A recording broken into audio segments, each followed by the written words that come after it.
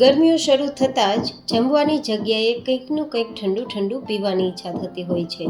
તો આજ ડિમ્પલ્સ ડિશીસમાં એવો પ્રીમિક્સ પાવડર તૈયાર કરીશું કે જેને તમે ઠંડાઈ પાવડર તરીકે પણ ઓળખી શકો અને એની ટાઈમ તમને જ્યારે પેટમાં બળતરા થતી હોય, એસિડિટી જેવું લાગતું હોય અથવા જમવાની ઈચ્છા ના હોય ત્યારે પી શકો છો અને જેને તમે લાંબા સમય સુધી સ્ટોર પણ કરી શકો છો. ખાસ વાત તો એ છે કે આ પાવડર ડાયાબિટીસના પેશન્ટ પણ પી શકશે. તો ચલો રેસીપી શરૂ કરીએ. તો જેમના માટે આપણે અહીંયા પાવડરને લાંબા સમય સુધી સ્ટોર કરવા માટે થોડીવાર ડ્રાય રોસ્ટ કરી લેવાના છીએ.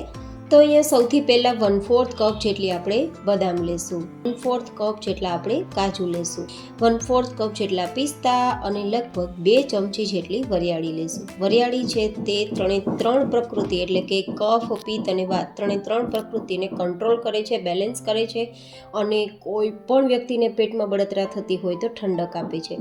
સાથે આપણે લેશું 1/4 ટીસ્પૂન જેટલા સફેદ મરી.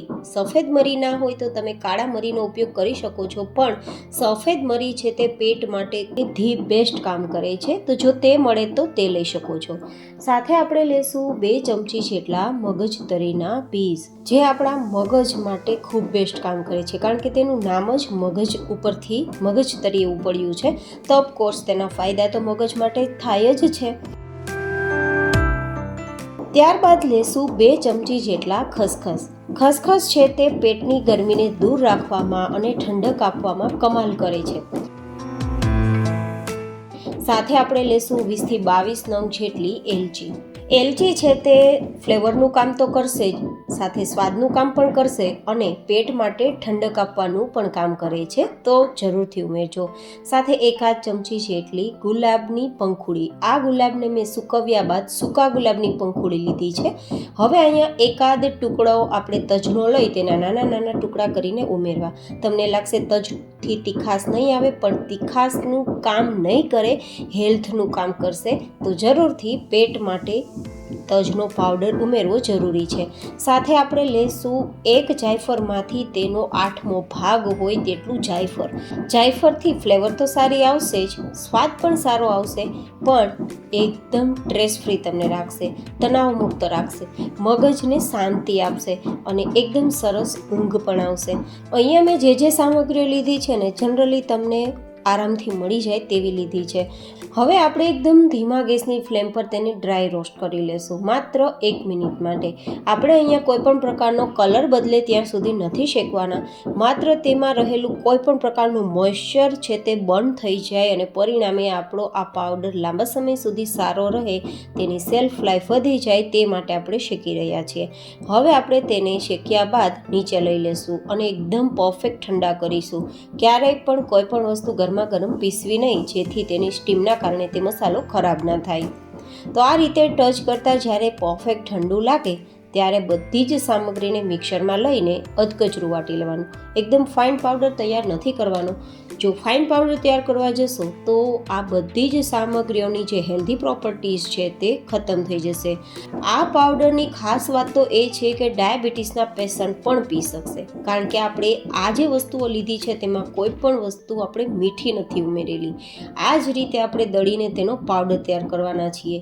કોઈ પણ ડાયાબિટીસના પેશન્ટને પણ જમવાની ઈચ્છા ના થાય અને કંઈક પીવાની ઈચ્છા થાય તો આ વસ્તુ પી શકે.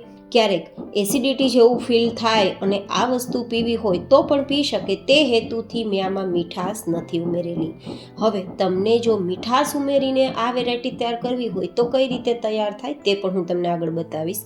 તો આ અધકચરો વાટેલો પ્રીમિક્સ પાવડરને આપણે કોઈ પણ એરટાઇટ બોક્સમાં ભરીને 3 થી 4 મહિના સુધી યુઝ કરી શકીએ છીએ. ફ્રીજમાં રાખવાની પણ કોઈ જરૂર નથી. જ્યારે બસ ઈચ્છા થાય ત્યારે દૂધમાં 1-2 ચમચી ઉમેરી અને પી શકો છો. તમારા સ્વાદ પ્રમાણે મીઠાશ ઉમેરવી હોય તો મીઠાશ પણ ઉમેરી શકો છો.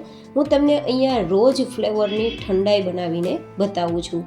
જોકે આ એક ઠંડાઈ પાવડર પણ કહી શકાય અને હેલ્ધી સમર ડ્રિંક પાવડર પણ કહી શકાય. જોકે તમને શું લાગે છે આનું શું નામ રાખવું જોઈએ? તો અત્યારે હું તમને ગુલાબની ફ્લેવર બતાવી રહી છું, જેથી એસિડિટીના પેશન્ટ માટે પણ ધી બેસ્ટ કામ થાય.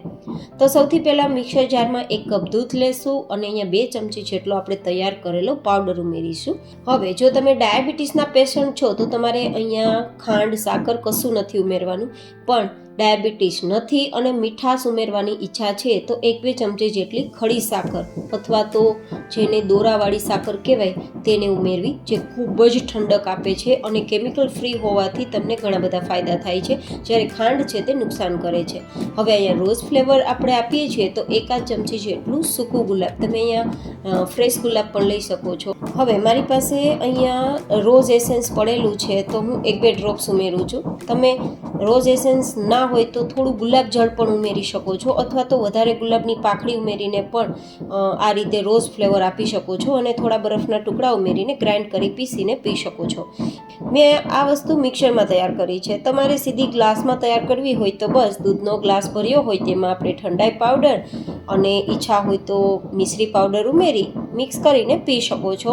1 મિનિટનું કામ છે પણ તમને ઠંડક ખૂબ જ આપશે. તો એકદમ સરસ ટેસ્ટી રોઝ ફ્લેવરની ઠંડાઈ અથવા તો આપણે જે હેલ્ધી ડ્રિંક કહી શકીએ તે તૈયાર છે. કોઈપણ પ્રકારના ફ્લેવરનો યુઝ કરી અને બનાવી શકો છો અથવા તો પ્લેન કોઈપણ પ્રકારના એસેન્સના ઉપયોગ વગર પ્લેન પણ તમે હેલ્ધી ડ્રિંક કે હેલ્ધી ઠંડાઈ તૈયાર કરીને પી શકો છો. તમારી ચોઈસ રહેશે. ફરી મળીશું એક નવી જ હેલ્ધી રેસીપી સાથે. ત્યાં સુધી stay healthy and stay happy.